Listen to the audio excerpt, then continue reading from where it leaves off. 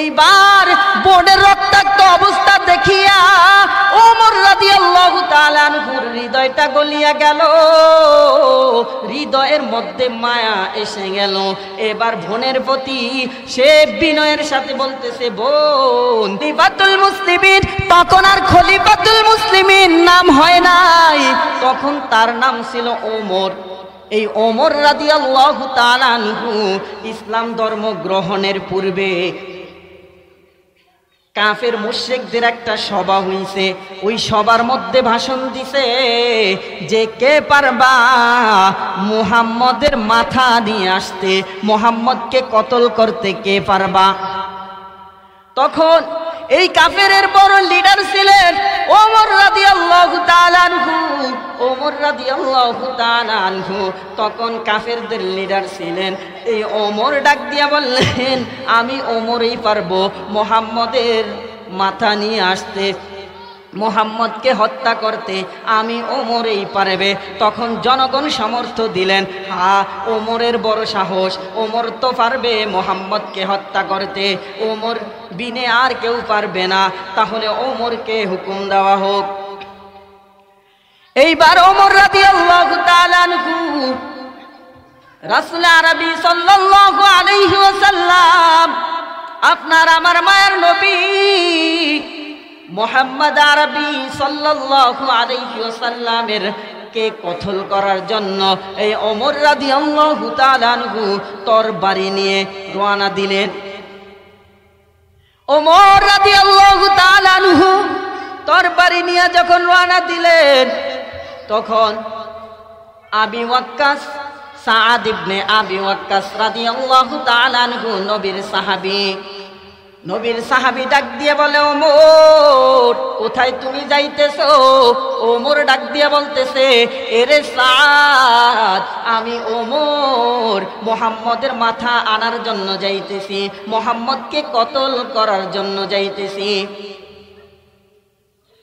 এইবার সাদ রাদিয়াল্লাহু তাআলা আনহু কোন বর্ণনায় অন্য সাহাবীর কথা বলা হয়েছে, সাদ রাদিয়াল্লাহু তাআলা আনহু এইবার বলতেছে, এরে ওমর, তুমি যে সাহস করিয়া মুহাম্মাদের মাথা আনতে যাও, কিন্তু একবারও কি ভেবে দেখেছো জোহরা গোত্রের বনু হাশেম এবং মানাফ এদের থেকে তুমি রেহাই পাইবা কিনা? এদের থেকে তুমি রেহাই পাইবা কিনা? তুমি যে মুহাম্মদের মাথা আনতে যাও, তাহলে তো ওই জোহরা গোত্রের লোকজন তোমার নিজের মাথাটায় ফালাইয়া দিবে। এইবার ওমর রাদিয়াল্লাহু তাআলা আনহু মেজাজ আরো গরম হয়ে গেল। ওমর রাদিয়াল্লাহু তাআলা আনহু এইবার বলতেছে, সাআদকে ডাক দিয়ে বলতেছে, এরে সাআদ, তুই মনায় বেদুইন, অর্থাৎ তুই নিজেও মনায় মুসলমান হয়ে গেছিস, আয় তুই মনায় নিজে মুসলমান হয়ে গিয়াছিস, আয় তোকে আমি আগে হত্যা করে ফেলবো, আগে তোর গর্দান নামিয়ে দিব। এবার সাআদ রাদিয়াল্লাহু তাআলা আনহু ওমরের তরবারির মোকাবেলা করতে গিয়া সাআদ বলল, হ্যাঁ ওমর, আমি সাআদ আল্লাহর কোরআনের বাণী শুনিয়া দিলটা নরম করিয়া কালিমার তালিম নিয়া আমি সাদ মুসলমান হইয়া গিয়েছি। অতএব ওমর, তুই আমার গর্দান ফালাইবা, আমি সাদ তোমার গর্দান নামায়া দিব। অতএব দুইজনের মধ্যে তরবারি নিয়া লড়াই হবে, একে অপরকে আঘাত করবে তরবারি দ্বারা। এই সময় সাদ রাদিয়াল্লাহু তাআলা আনহু ডাক দিয়া বললেন, ওমর, তুমি যে আমার মাথা ফালাইবা আর তুমি যে মুহাম্মদের মাথা কাটতে যাও, মুহাম্মদকে তুমি যে হত্যা করতে যাও, ও ওমর, আগে নিজের ঘরের খবর লই শুনি। ওমর রাদিয়াল্লাহু তাআলা আনহুকে বললেন, ওমর, তুমি যে আমার মাথা কাটবা বলতেছো আর যে মুহাম্মদকে হত্যা করবা এটা তুমি বলতেছো, তোমার ঘরের খবর নিলা কিনা? তোমার বোন এবং ভগ্নিপতিও তো এই কালিমার তালিম নিয়া, কালিমা গ্রহণ করিয়া, কোরআনের বাণী শুনিয়া তোমার ভগ্নিপতিও বোন মুসলমান হয়ে গেছে। এইবার ওমর রাদিয়াল্লাহু তাআলা আনহু মেজাজটা গরম করিয়া বোনের বাড়িতে গেলেন। দরজার কাছে গিয়া দাঁড়ায় ডাক দিলেন, বোন দরজা খোল। ওমরের আওয়াজ পাইয়া ওই বোন এবং ভগ্নিপতিকে ওমরের আওয়াজ পায়া এক সাহাবী তাকে কি করলো, বোন এবং ভগ্নিপতিকে কালিমা শিখাইল, কোরআনের বাণী শিখাইল। কোরআনের বাণী শুনাইয়া বোন এবং ভগ্নিপতিকে মুসলমান হয়ে বানায়া দিলেন। অতএব ওমর রাদিয়াল্লাহু তাআলা আনহু তখন দরজা খোলার পর বোনের গায়ে কিছু না বলিয়াই তরবারি দিয়া বোনকে আঘাত করলেন। বোনের গা থেকে রক্ত ঝরতেছে। এইবার এটা দেখিয়া ওমরের ভগ্নিপতি ওমর থেকে তার স্ত্রীকে রক্ষা করার জন্য তিনিও ধরলেন এবং খলিফাতুল মুসলিমিন ওমর রাদিয়াল্লাহু তাআলা আনহু তার ভগ্নিপতিকে ওর গায়েও আঘাত করলেন। দাড়ি পাচিয়ে ধরলেন, দাড়ি টেনে ধরলেন, তাকে আঘাত করলেন। এইটা দেখিয়া বোনও তার স্বামীকে বাঁচাইতে গেল। তারপরে খলিফাতুল মুসলিমিন ওমর রাদিয়াল্লাহু তাআলা আনহু আবার আঘাত করতে লাগলেন। খাব্বাব রাদিয়াল্লাহু তাআলা আনহু ওমরের আওয়াজ পেয়ে লুকিয়ে গেলেন এবং খাব্বাব রাদিয়াল্লাহু তাআলা আনহু তার বোন এবং ভগ্নিপতিকে কোরআন শিখাইতেছিলেন। এইবার বোনের রক্তাক্ত অবস্থা দেখিয়া ওমর রাদিয়াল্লাহু তাআলা আনহুর হৃদয়টা গলিয়া গেল, হৃদয়ের মধ্যে মায়া এসে গেল। এবার বোনের প্রতি সে বিনয়ের সাথে বলতেছে, বোন তোমরা কি আসল ধর্ম ত্যাগ করিয়া অন্য ধর্ম গ্রহণ করলা? বোন ডাক দিয়ে বলে, ভাই আমরা আগের ধর্ম ত্যাগ করিয়া এবং আমরা নতুন মুহাম্মদের ধর্ম গ্রহণ করলাম, আমরা কালিমা পড়ে মুসলমান হইলাম। এইবার বলতেছে, তাহলে তোমরা কি পড়ে মুসলমান হইলা? ওমর রাদিয়াল্লাহু তাআলা আনহু একখানা কাগজ দেখতে পাইলেন, একখানা কাগজ। ওই কাগজের মধ্যে কোরআনের একটা বাণী লেখা ছিল, কোরআনের বাণী। এবার ওমর রাদিয়াল্লাহু তাআলা আনহু ডাক দিয়ে বলতেছে, ও বোন এই কাগজের মধ্যে কি লেখা যায়, কি লেখা দেখা যাইতেছে? ওমর রাদিয়াল্লাহু তাআলা আনহুর কথার জবাবে তার বোন বললেন, ও ভাইজান এটা হলো এমন একটা কালাম দুনিয়ার কোন মানুষের কোন মানব রচিত কালাম নয়, এইটা হলো একমাত্র লাউহে মাহফুজের কালাম। এইবার ওমর রাদিয়াল্লাহু তাআলা আনহু বোনকে ডাক দিয়ে বললেন, বোন এই কালিমাখানা, এই কালামের আয়াতটুকু আমি ওমরকে ধরার জন্য দাও, আমি ওমরের হাতে দাও। বোন ডাক দিয়ে বলল, ভাইজান এইটা এমন একটা পবিত্র কালাম, এটা এমন একটা পবিত্র বাণী, এইটা নাফাক অবস্থায় ধরা যায় না, এটা কোরআনের একটা বাণী। তুমি যদি ধরতে চাও তাহলে তুমি আগে গোসল করে নাও, পবিত্র হয়ে নাও। এইবার পবিত্র হওয়ার পর খলিফাতুল মুসলিমিন ওমর রাদিয়াল্লাহু তাআলা আনহুর হাতে যখন তার বোন ওই কোরআনের আয়াতখানা দেয়, কোরআনের আয়াতখানা পড়িয়া কোরআনের আয়াতখানার মধ্যে লেখা ছিল, ইন্নানি আনাল্লাহু লা ইলাহা ইল্লা আনা ফা'বুদনি ওয়া আকিমিস সালাতা লিযিকরি। সুবহানাল্লাহ বলেন। খলিফাতুল মুসলিমিন এই আয়াতখানা পড়িয়া ইন্নানি আনাল্লাহ, এই আয়াতের মধ্যে লেখা ছিল, ইন্নানি আনাল্লাহ, নিশ্চয় আমি আল্লাহ, লা ইলাহা ইল্লাল্লাহ, লা ইলাহা আমি ইলাহ ব্যতীত, আমি আল্লাহ ব্যতীত আর কোনো মাবুদ নাই। আল্লাহ আগের অংশে বলতেছেন ইন্নানি আনাল্লাহ, নিশ্চয় আমি আল্লাহ, লা ইলাহা আমি আল্লাহ ব্যতীত আর কোনো মাবুদ নেই, ইল্লা আনা ফা'বুদনি তোমরা আমি আল্লাহরই গুণগান করো, আমি আল্লাহর ওই বন্দিগি করো।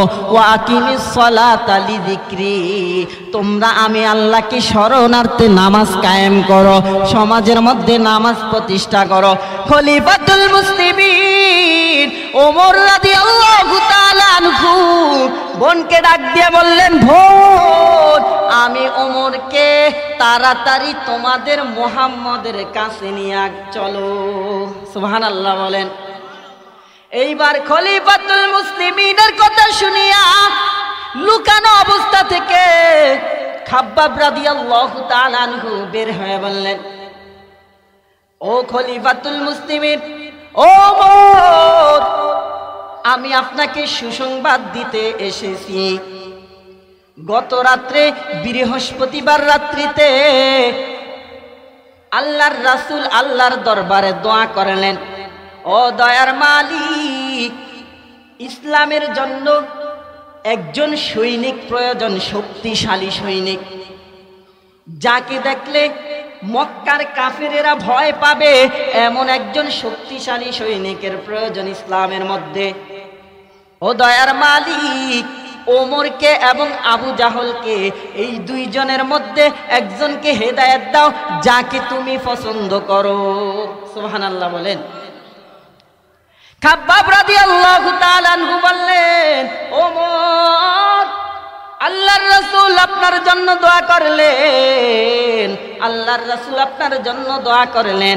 আল্লাহ রাব্বুল আলামিন আপনাকেই তার খাঁটি গোলাম হিসেবে কবুল করেছে। আবু জাহালকেও পছন্দ করে নাই, আপনাকে পছন্দ করেছে। তাই বিদায় আল্লাহ রাব্বুল আলামিন আপনার মনের মধ্যে কোরআনের মায়া ঢেলে দিছে। সুবহানাল্লাহ। এইবার খলিফাতুল মুসলিমিন ওমর রাদিয়াল্লাহু তাআলা আনহু বলল, বোন, আমাকে মুহাম্মদের কাছে নিয়ে চলো, আমি মুহাম্মদের হাত ধরিয়া মধুর কালিমা খানা পড়ে নিব, লা ইলাহা ইল্লাল্লাহু মুহাম্মাদুর রাসূলুল্লাহ। খলিফাতুল মুসলিমিন ওমর রাদিয়াল্লাহু তাআলা আনহু রাসূলের হাতে গিয়ে কালেমা গ্রহণ করলেন। কারণ এই আয়াত পড়িয়া ওমরের হৃদয়টা, ওমরের মনটা গলে গেল। ইন্নানি আনাল্লাহ, নিশ্চয় আমি আল্লাহ, লা ইলাহা, আমি আল্লাহ ব্যতীত কোনো ইলাহ নাই, আমি আল্লাহ ব্যতীত কোনো মাবুদ নাই, ইল্লা আনা ফাবুদনি, তোমরা আমার ওই গোলামি করো, আমার ওই বন্দিগি করো। ও আকিমিস সালাতা লিযিকরি, কেমনে আমি আল্লাহর গোলামি করবা, তুমি আমি আল্লাহর গোলামি করবা, আমার শরণার্থে নামাজ কায়েম করো। এই আয়াতখানা পড়িয়া খলিফাতুল মুসলিমিন কাফের থেকে মুসলমান হয়ে গেলেন। তখন থেকে ইসলামের বিজয় লগ্নের সূচনা দেখা দিল। খলিফাতুল মুসলিমিন মক্কার জমিনে ডাক দিয়া বললেন, এরে কাফের বেঈমানের দল, আজ থেকে মুসলমানদেরকে কেউ যদি কটু কথা বলো, তাহলে আমি ওমরের তলোয়ার থেকে কেউ মুক্তি নয়। সেখান থেকে মক্কার মসজিদের মধ্যে নামাজ, প্রকাশ্যে নামাজ শুরু হয়ে গেল। কারণ রাসূল দোয়া করছেন, ও আল্লাহ, ইসলামের একজন শক্তিশালী সৈনিক প্রয়োজন, হয়তোবা আবু জাহলকে কবুল করো, আর নয় ওমরকে কবুল করো। আল্লাহ রাব্বুল আলামিন ওমরকে কবুল করলেন। যেই ওমর ছিল ইহুদি বেঈমানদের, মুশরিকদের লিডার, সেই ওমর ইন্নানি আনাল্লাহ, লা ইলাহা ইল্লা আনা ফাবুদনি ওয়া আকিমিস সালাতা লিযিকরি, এই আয়াত তিলাওয়াত করিয়া, এই কোরআনের মধুর বাণী তিলাওয়াত করিয়া সেই ওমর ইসলামের শান্তি কুরসির ছায়াতলে চলে আসলেন। তাহলে বোঝা যায় বান্দা এই কোরআন এমন একটা বাণী, কারণ আল্লাহ বলেন হুদাল্লিল মুত্তাকিন, আমি এই আল্লাহ রব্বুল আলামিন, আমি আল্লাহ রব্বুল আলামিন কোরআনকে মুত্তাকিনদের হেদায়েতের জন্য দুনিয়ার মধ্যে পাঠাইলাম, রাসূলের উপরে নাজিল করলাম। নুজিলা আলা মুহাম্মদ, মুহাম্মদের উপরে নাজিল করলাম। শুধু তাই না, হুদাল্লিল আলামিন, সমস্ত জগৎবাসীর হেদায়েতের জন্য আমি আল্লাহ রব্বুল আলামিন এই কোরআনকে নাজিল করলাম। আলিফ লাম মিম যালিকাল কিতাবু লা রাইবা ফীহি, এটি এমন কিতাব ভুল তো থাকার দূরের কথা, তার মধ্যে কোনো সন্দেহ নাই। হুদাল্লিল মুত্তাকিন, যালিকাল কিতাব, এটি এমন কিতাব লা রাইবা ফীহি, এটি এমন কিতাব যার মধ্যে কোনো সন্দেহ নেই। দেখা যায় এই দুনিয়ার জমিনের বড় বড় ইহুদি নাসারা বিজ্ঞানীরা দেখা যায় কোরআন রিসার্চ করতে গিয়ে তারা দিনের পথে চলে আসে, কারণ কোরআনের ভুল ধরতে গিয়ে নিজের ভুলও ধরা পড়ে যায়। অতএব তারা ইসলাম ধর্ম গ্রহণ করিয়া তারা কোরআনের পথে চলে আসে। এটি হলো সেই কিতাব, কারণ কোরআনের পথে যদি চলো, কোরআনের পথে চললে, কোরআনের সংস্পর্শে যদি বান্দা তুমি লাগো, তাহলে বান্দা তুমি বড় দামি হয়ে যাইবা। দামি হইলেন হাকিমুল উম্মাত আশরাফ আলী থানভী রহমাতুল্লাহি আলাইহি। আশরাফ আলী থানভী রহমাতুল্লাহি আলাইহি বড় দামি ছিলেন, বড় দামি। কেমন দামি ছিলেন? আশরাফ আলী থানভী রহমাতুল্লাহি আলাইহির রুহানিয়াতের এমন পাওয়ার ছিলেন। আশরাফ আলী থানভী রহমাতুল্লাহি আলাইহি একদিন ভক্তদেরকে নিয়ে এলাকায় হাঁটতেছেন, হঠাৎ করে দেখে সুন্দরী মেয়েরা কলসি ভরিয়া পানি নিতেছে। আশরাফ আলী থানভী হাকিমুল উম্মাত আশরাফ আলী থানভী রহমাতুল্লাহি আলাইহি ওই একটা সুন্দরী মেয়ের দিকে এক দৃষ্টিতে তাকিয়ে রইছেন। ভক্তরা এবার বলতেছে, কি ব্যাপার, আমাদের হযরত কেন মেয়েদের দিকে তাকায়, কেন খারাপ দৃষ্টি দিয়া মেয়েদের দিকে এক দৃষ্টিতে তাকিয়ে রইছে? তখন খানেকা এমদাদিয়া আসার পর ভক্তরা জিজ্ঞেস করে, হযরত আমরা তো আপনার পরামর্শ অনুযায়ী চলি, আপনাকে বড় পীর সাহেব হিসেবে মেনে চলে, কিন্তু একটা কথা জানতে চাই, আপনি কেন সুন্দরী মেয়েদের দিকে তাকিয়ে রইছেন? আশরাফ আলী থানভী কয়, রে ভাই, এটা তো বুঝার কায়দা নাই, আগে গিয়ে দেখো ওই মেয়েটার কি খবর, ওই মেয়েটার বাড়ির দিকে তাকাও।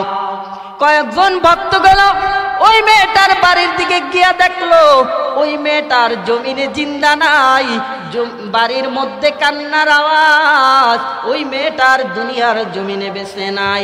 আশরাফ আলী থানভী কয়, রে ভাই, আমি আশরাফ আলী থানভী মেয়ের দিকে খারাপ দৃষ্টিতে তাকাই নাই।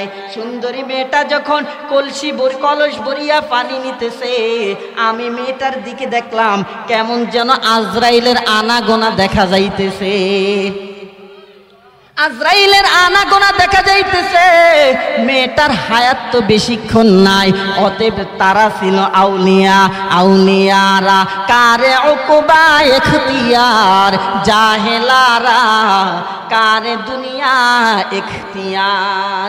ইয়া হাম সব মুসাফির হায়, কবর আখের ঠিকানা, কোই আগে রওয়ানা হয়, কোই ফিসে রওয়ানা। এ দুনিয়ার মানুষ, গতকালকে আমাদের বুরহানুদ্দিনের একটা ঘটনা, আমি যেখানে চাকরি করি, যে মাদ্রাসায় খেদমতরত অবস্থায় আছি, ওই ওয়ার্ডের মধ্যে একজন আলেমের 4 সন্তান, 4টা সন্তান, বড় মাপের আলেম, মুফতি মুহাদ্দিস। ওই ছোট সন্তানটা মুফতি, পড়ালেখা শেষ করার পর ঢাকাতে মাদ্রাসা দিয়েছে, এবং আজকে রাতে ওই সন্তানের বিবাহের তারিখ ছিল, ওই মুফতি সাহেবের বিবাহের তারিখ ছিল। যুবক সন্তান কিন্তু গত রাতে ওই সন্তানটা হঠাৎ স্ট্রোক করিয়া দুনিয়া থেকে চলে গেলেন। তাহলে দেখা যায় হায়াতের কোনো গ্যারান্টি নাই। সন্তানটা বিবাহ করবে, মনে কত আশা, জীবনটা সাজাইবে, প্রিয়তমা স্ত্রী নিয়ে জীবনটা সাজাইবে, নেককার স্ত্রী নিয়ে জীবনটা সাজাইবে, কিন্তু ওই মুফতি সাহেব, ওই আলেম কিন্তু বিবাহ আর করতে পারলেন না। বিবাহের রাত্রি আসার আগের রাত্রিতে আল্লাহ রব্বুল আলামিন হার্ট স্ট্রোক নামের একটা সমস্যা দিয়া ওই বান্দাটাকে দুনিয়া থেকে নিয়ে গেলেন। অতএব বান্দা আসার সিরিয়াল আছে, যাওয়ার কোনো সিরিয়াল নাই। বাবার কাঁদো সন্তানের লাশ, বড় ভাইয়ের কাঁদো ছোট ভাইয়ের লাশ। কারণ বান্দা তুমি আজকে বাড়ি গাড়ি অট্টালিকার মালিক হইছো, সেই বাহাদুরি করিয়া আজকে তুমি কোরআন থেকে অনেক দূরে, কোরআন থেকে তুমি দূরে। কোরআনের বিরুদ্ধে কথা বলো, ওলামায়ে কেরামদের বিরুদ্ধে বান্দা তুমি কথা বলো, ক্ষমতার পাওয়ার দেখাও। ওতে বান্দা দেখা যায় তুমি অনেক অনেক অর্থ সম্পদের মালিক, তুমি যদি মারা যাও, নারী আর পুরুষের জন্য কোটিপতি নারী যদি মারা যায়, 5 টুকরা সাদা কাপড়ের দিয়া প্যাকেট বানাইয়া 3.5 হাত জমির মধ্যে তাকে রেখে আসবে। আর যদি পুরুষ মারা যায় তাহলে 3 টুকরা সাদা কাপড় ভরাইয়া 3.5 হাত জমিনের মালিক বানায় রেখে আসবে। আর যদি একটা ভিক্ষুকও মারা যায় তাও 3 টুকরা আর 5 টুকরা কাপড় দিবে, তাও 3.5 হাত জমিনের মালিক বানাইবে। অতএব বান্দা তুমি দুনিয়ার জমিনে অহংকার করো, কোরআনওয়ালাদেরকে তুমি গালি দিতেছো, কোরআনের বিরুদ্ধে কথা বলতেছো, রাসূলের বিরুদ্ধে তুমি কথা বলতেছো। তোমার এই অহংকারী বেশি দিন নাই। ওই যে হাকিমুল উম্মাত আশরাফ আলী দেখলেন মেয়েটা আর জিন্দা নাই, কারণ মেয়েটার হায়াত তো বেশিক্ষণ নাই। অতএব বান্দা হায়াতের কোনো গ্যারান্টি নাই।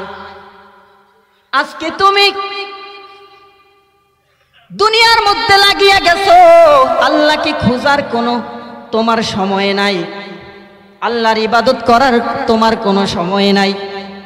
ওরে মানুষ হইছো বেহুশ দুনিয়ার পিছে, কি জবাব দিবি রে তুই আল্লাহর কাছে?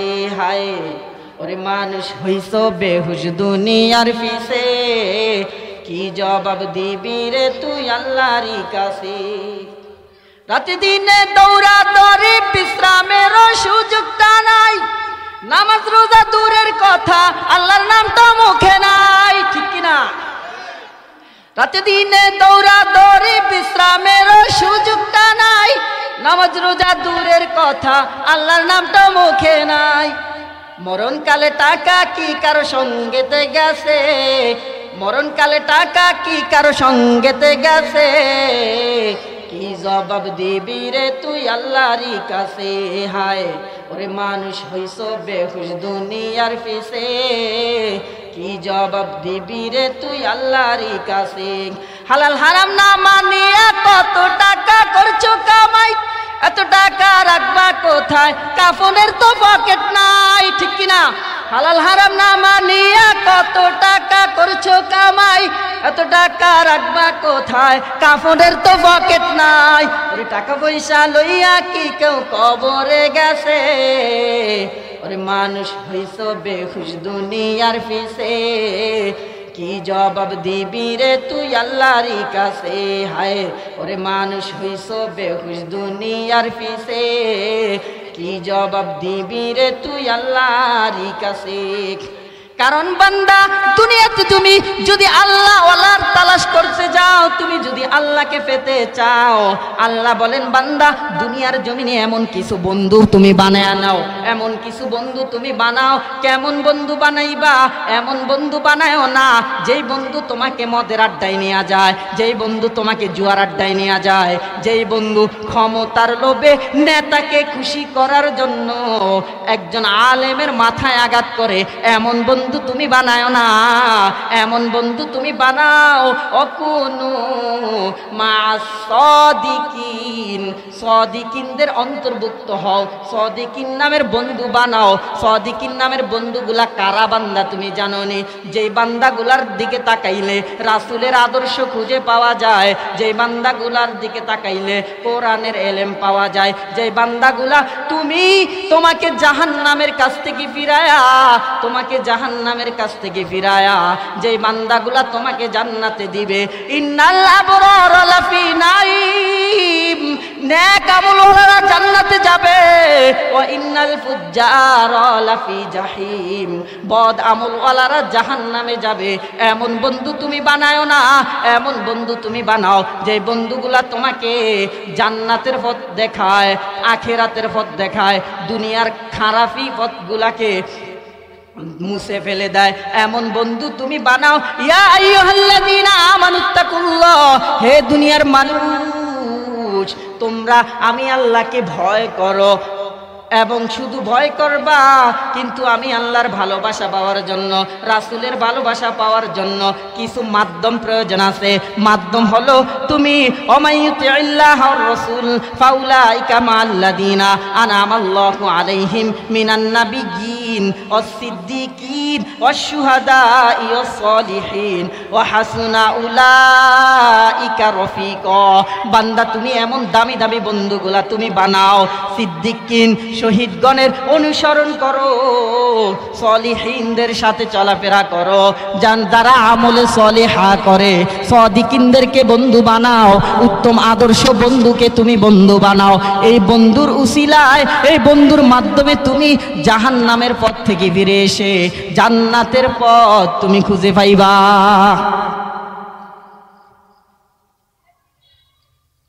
এক আল্লাহর ওলি বড় বুজুর্গ, বুজুর্গ বিবাহ করবে, মেয়ে পাইতেছে না।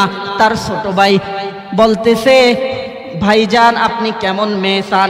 আপনার জন্য একটা ডানা কাটা পরি আনলাম, একটা ডানা কাটা পরি। মেয়ের বাবার অনেক অর্থ সম্পদ। ওই যুবক ডাক দিয়ে বলে, ছোট ভাই আমি এমন ডানা কাটা পরিও চাই না, অর্থ সম্পদওয়ালা মেয়ের বাবা এমন মেয়েও আমি চাই না। তাহলে তুমি কেমন মেয়ে চাও? বলে আমি এমন মেয়ে চাই যেটা হবে সাদিকিন, যেটা হবে সলিহিন, ইমানদার একটা নারী চাই, যেই মেয়েটা আমার হাত ধরিয়ে আমাকে জান্নাত পর্যন্ত পৌঁছে দিবেন। সুবহানাল্লাহ বলেন। ছোট ভাই ডাক দিয়ে বলে, ভাইজান তুমি এমন মেয়েও পাইবা না, তোর কপালে বিয়াও নাই। বড় ভাই ডাক দিয়ে বলে, ছোট ভাই আমি একটা মুখলেস বান্দা, আমি আল্লাহর কাছে দোয়া করতেছি, আল্লাহ এমন একজন প্রিয়তমা স্ত্রী, এমন একটা কন্যা আমাকে মিলায়া দিও, যেই নারীটা আমার হাত ধরিয়া আমাকে জান্নাত পর্যন্ত নিয়ে যাবে।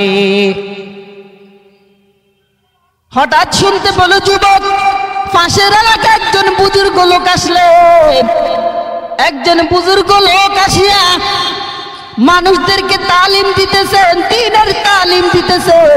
মানুষ তার কাছে আর দোয়া নিতেছে। ওই যুবকটা হঠাৎ করে একদিন ফজরের নামাজের সময় ওই আল্লাহওয়ালা যেখানে আসলেন ওখানে গিয়ে চলে গেলেন, গিয়া ওখানে ফজরের নামাজ আদায় করলেন এবং জিজ্ঞেস করতেছে, এ বাবা তুমি কি চাও? বলতেছে আমি এমন একটা মেয়ে চাই যে আমাকে জান্নাত পর্যন্ত পৌঁছে দিবে, আমার প্রিয়তমা স্ত্রী হবে, আমাকে জান্নাত পর্যন্ত পৌঁছে দিবে। ওই আল্লাহওয়ালা যুবককে ডাক দিয়ে বলো, যুবক তুমি অপেক্ষা করো, আল্লাহ তোমাকে মিলিয়ে দিবেন। হঠাৎ করে জানালার কাছ থেকে আওয়াজ, হযরত আসসালামু আলাইকুম। হযরত বললেন ওয়ালাইকুম আসসালাম। দেখলেন একটা নারী, একটা কন্যা আসলো। কন্যা আসিয়া বলল, হযরত আমি আপনার জন্য দোয়ার জন্য আসছি আপনার কাছে, আমার জন্য একটু দোয়া করবেন। বলে মা তোমার জন্য কি দোয়া করব? বলতেছে হযরত আমার একজন অসহায় নারী, আমার এখনো বিবাহ হয় না, আমি একটা ভালো পাত্র চাই। তখন ওই হযরত ডাক দিয়ে বলেন, মা তুমি কেমন পাত্র পাত্র চাও? বলতেছে হযরত আমি এমন একটা পাত্র চাই, সাদিকিন সালিহিন, এমন একটা পাত্র চাই যেই পাত্রটা, যেই স্বামী আমার হাত ধরিয়া আমাকে জান্নাত পর্যন্ত পৌঁছে দিবে। সুবহানাল্লাহ বলেন। হযরত ডাক দিয়ে বলেন, এ আল্লাহর বান্দি, তোমার কপাল খুলে গেছে। আর ওই আল্লাহর বান্দা কেডা, যুবককে ডাক দিয়া বললেন, এরে যুবক, আল্লাহর গোলাম, তোমার কপালও খুলে গেছেন। এইবার হযরত দুইজনকে বিবাহ বন্ধনে আবদ্ধ করে দিলেন এবং স্বামী আর স্ত্রী বিবাহ বন্ধনে আবদ্ধ হওয়ার পর সুখের সংসার তারা করতেছে। আল্লাহর রীতিমতো আইন অনুযায়ী আল্লাহর ইবাদত করতেছে। তারা স্বামী আর স্ত্রী দুজন জীবন যাপন করতেছে। এইবার এখন দোয়া করতেছে যে আল্লাহ আমাদেরকে এমন একটা নেককার সন্তান দাও। কেমন সন্তান দিবা? নেককার, যুগের বড় আলেম, পীর শ্রেষ্ঠ, মানচিত্রের মধ্যে যেন তার নাম থাকে, এমন একটা সন্তান আমাদেরকে দান করো। এইবার স্বামী আর স্ত্রী দোয়া করতেছে, আল্লাহ রাব্বুল আলামিন, ওই যে মেয়েটার নেক উদ্দেশ্য ছিল আর ছেলেটারও নেক উদ্দেশ্য ছিল, তারা একে অপরকে এইবার মনের সাথে মন মিলে গেছে।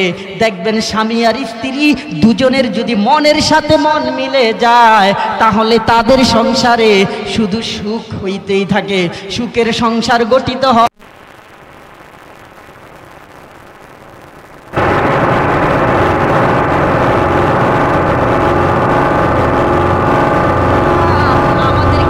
নেককার সন্তান দান করো, একটা নেককার সন্তান। এখন বলতেছে আল্লাহ একটা নেককার সন্তান দান করো। যে দোয়া করছেন পয়গম্বর ইব্রাহিম আলাইহিস সালাতু ওয়াস সালাম, এবার যেই দোয়া করতেছে এই যে রব্বি হাবলি মিনাস সালিহিন, পয়গম্বর ইব্রাহিম যেই দোয়া করলেন, ওরা দুজনে এমন দোয়া করতেছে, আল্লাহ নেককার সন্তান দাও।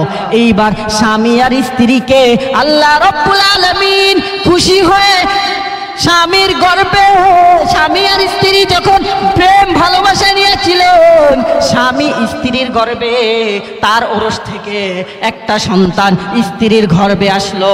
আল্লাহ রাব্বুল আলামিন স্বামীর ওরস থেকে স্ত্রীর গর্ভে একটা সন্তান দান করলেন।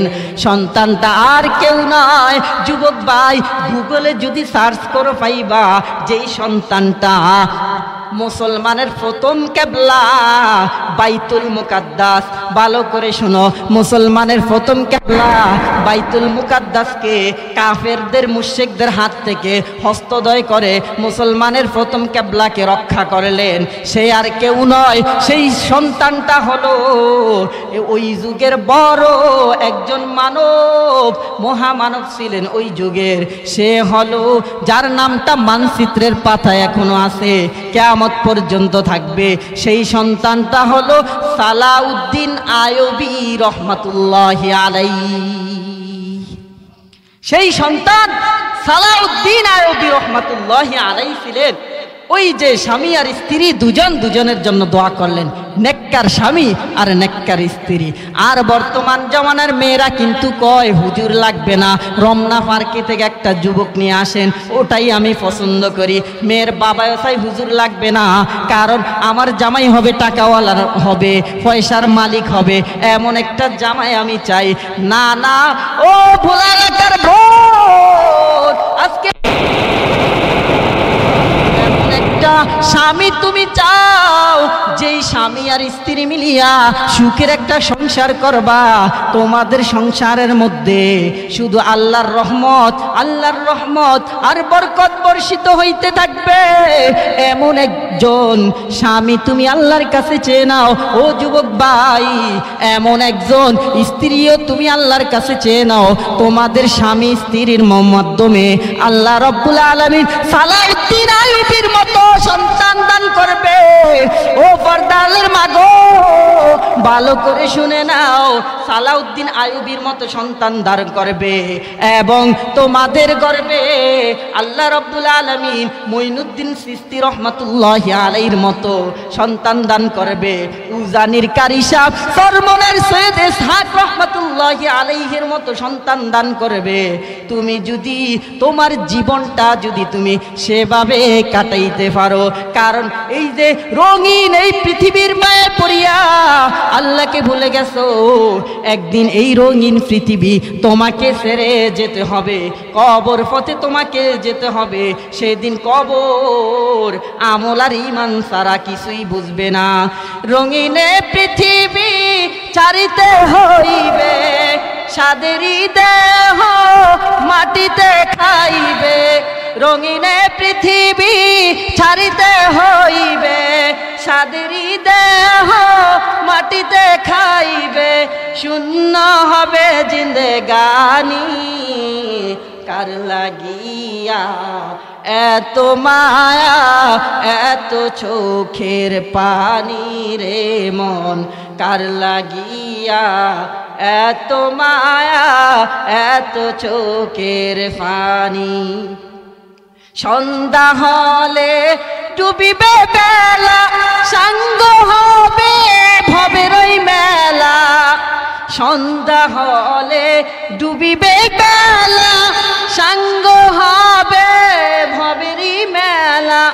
কেউ বা দিবে আখিরি গোসল, কেউ বা দিবে আখিরি গোসল, কেউ বা আনবে আতর দানি, কার লাগিয়া এত মায়া এত চোখের পানি রে মন, কার লাগিয়া এত মায়া এত চোখের পানি।